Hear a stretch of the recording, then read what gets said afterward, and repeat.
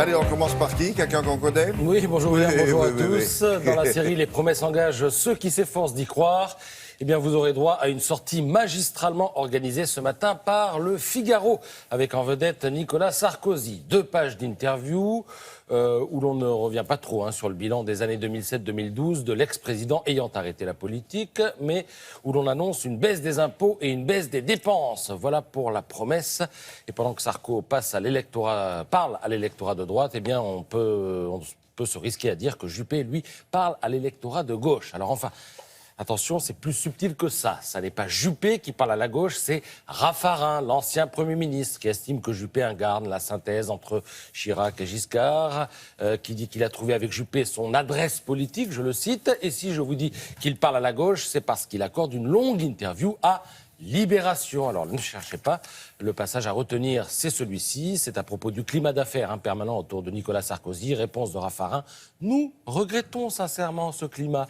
Nous ne pratiquons pas les coups bas, sous-entendu. Nous sommes dans un état de droit. La source de l'autorité, c'est le droit. Certainement pas les postures et les manipulations.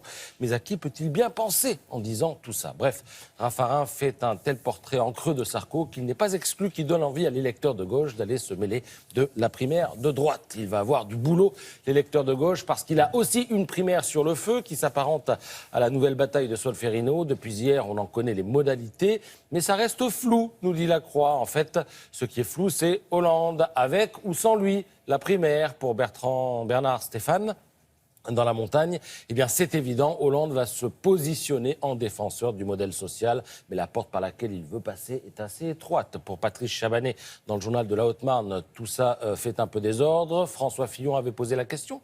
Imagine-t-on le général de Gaulle mis en examen au PS? Certains doivent se demander aujourd'hui, imagine-t-on François Mitterrand se soumettre à l'épreuve d'une primaire? Écrit l'éditorialiste, avec, il faut le reconnaître, un certain sens de la propos.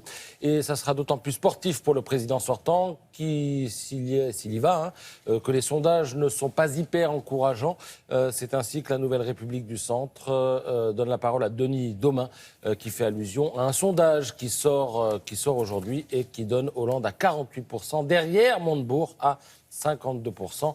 Pépère ne serait plus décapsulé, il serait siphonné, peut-on lire peu ou prou dans la Nouvelle République. Et les Français, pendant ce temps-là, eh bien, les Français sont admirables, ils se plaignent de payer trop d'impôts, mais ils donnent aux associations, ils donnent aux fondations. Cette générosité profite à certaines causes plus qu'à d'autres, lira-t-on ce matin dans Le Parisien. Alors le top 3 des bénéficiaires de la générosité des Français, c'est l'aide à la protection de l'enfance, la recherche médicale et enfin la lutte contre l'exclusion et la pauvreté.